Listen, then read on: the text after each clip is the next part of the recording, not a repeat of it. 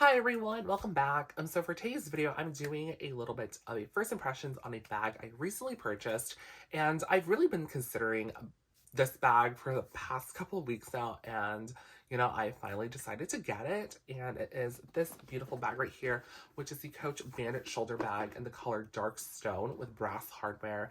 And I'm not going to do too much of a full review on it just because I actually haven't used it yet. But I do want to go over some of the details and comparisons as well to other styles that Coach has released in the past. So if you're interested in a video about this bag, please do stay tuned. And just for full disclosure, I do currently work for Coach as an SA. However, all the bags on my channel are for my own personal collection, and I'm just here to share with you guys my personal love for handbags. Also, if you guys see these kind of videos, please do consider liking and subscribing because all I do on my channel is just talk about handbags and stuff.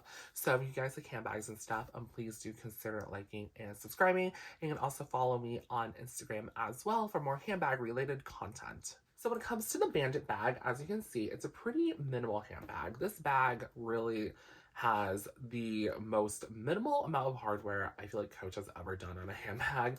It literally just has the one C logo here on the front, the two pieces of hardware for like the leather strap, the little bit of hardware on the side for the D-ring and the hang tag, and the buckle. That is literally all of the hardware on this bag. It is very minimal, but I feel like because of that, it just gives it a very timeless and classic look.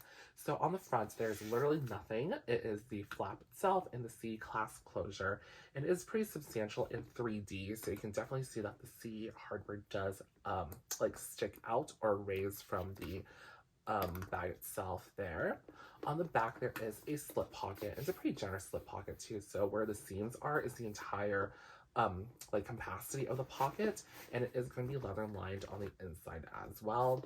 And then on the bottom, there is no feet, but as you can see, the edges are going to be raised, so it does elevate the bag. So you set the bag down, it doesn't touch the table or wherever you put it. And then it is going to have a like concave structure too. So looking at the sides and the bottom here, you can see that they do fold into the bag. And then it does have a little bit of these gussets here as well for the interior compartments. And the last thing is the hang tag on the side. It does have a like 1941 style hang tag with the horse and carriage logo on the front here in metal, the metal cap detailing on top, and then it just connects onto this D-ring like so. For the shoulder strap of this bag is going to be one continuous long piece of leather. So as you can see, I can shift the strap through the top of the bag with these two brass rings here. And they're actually not like circular rings, they're more like these rectangle pieces of hardware that stick out on top. And then you have a little leather keeper as well that follows the string, so you can keep the extra leather piece here like from flapping around when you're carrying it. So you can do that. Doing this one-handed is challenging. So this is like that. And the strap is removable as well. So you can just undo the buckle here and completely remove the strap. So here is what it looks like when the strap is completely removed, and is just going to look like that if you're curious. And then on the strap too, it does have a couple of adjustments, so you can make this as long or as short to your desired length. So when it comes to carrying the bag, you can carry it as a long crossbody or over the shoulder like this with the strap fully extended. And the other way too is that you can double up the shoulder strap here and carry it as a shoulder bag. And this is probably how I plan on carrying this bag. I feel like carrying this bag as a shoulder bag is really chic and it looks really cool too. I feel like, I don't know, with like the leather strap kind of like this. But another way you can also carry this bag too is again by fully removing this leather strap and adding on your own bag chain, which is another way I also plan on carrying this bag. So when it comes to the inside of the bag, all you have to do is just open the flap like so. And this bag doesn't have like a magnet. It has a metal like plate here that has this little hole, and then it has a like stud that goes into it. And it does make a really satisfying sound every time you open and close the bag. It's like so nice. It's like click. I love it so much. And then it just has genuine full grain leather that is embossed here on the front as well. And on the inside, you get 3 compartments. You have 1, 2, 3 sections, and then you get a little magnet pocket too, which I think is pretty cool. And then on this side, it might be really hard to see because of the way this bag is like designed, but it does have a little 1941 stamp in that little corner there. And then you have, again, your compartments, and your story patch will be embossed in this back compartment right here. But here's what the inside looks like. It's also fully lined in leather as well, which I think is really cool. And this color is kind of like warm orange, so it contrasts with the body of the bag. So here's a quick side-by-side comparison between the Ally shoulder bag and the Bandit shoulder bag. And I want to say at this point, the Ally shoulder bag has been released for about 2 years now, or like a year and a half. So there is a good like time frame difference between these two, but they are pretty similar in their concept and design.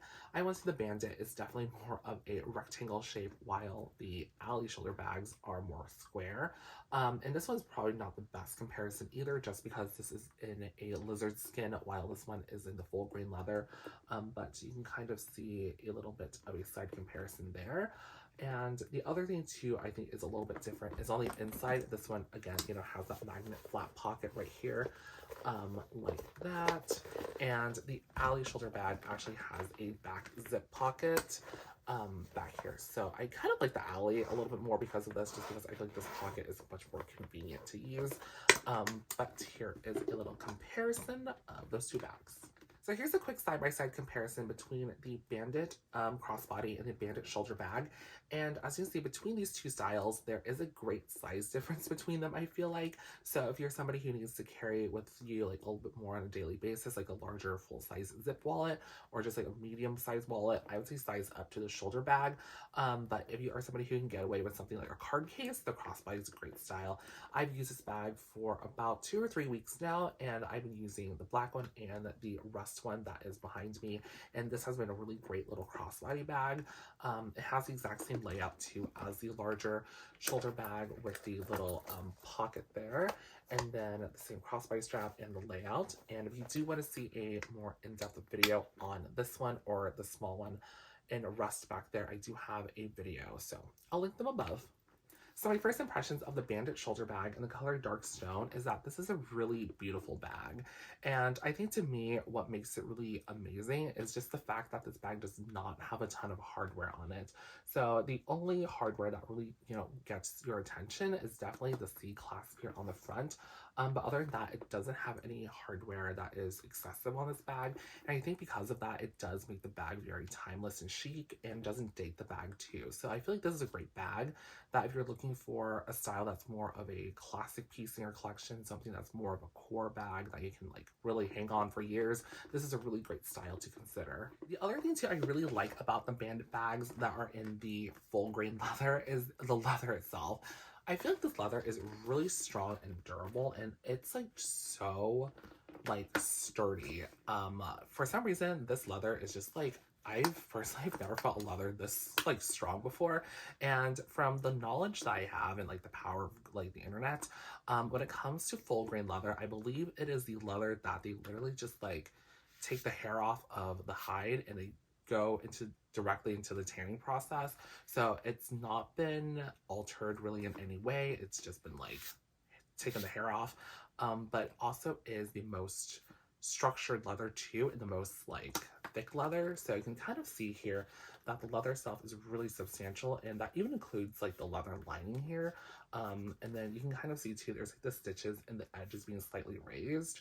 So it's a really stiff and like sturdy piece of leather, and it's just like a really interesting thing to feel. It's just very different from like the glove tan leather. It's like smooth, but yet it feels very strong at the same time. When it comes to styling this bag too, I want to say I'm definitely going to be using this bag as a shoulder bag or a crossbody. And I don't really believe, I'm going to be honest, I probably won't alter this bag in any way. So I would for sure carry it with like a bag chain. So I might take off the leather strap, but I feel like 80% of the time I'm going to be using this leather strap that comes with it. I think I'm gonna try out carrying it also with the Coach crossbody straps and see how that works out for me. But I want to say like 80% of the time I'm gonna be carrying this bag with the leather strap that comes with it. And I think it'll be really cool and chic just to, you know, sling it on crossbody with like a really more like casual outfit. So I could combine this with like a sweatshirt and jeans, or like whatever I'm wearing today, just like throw over the shoulder.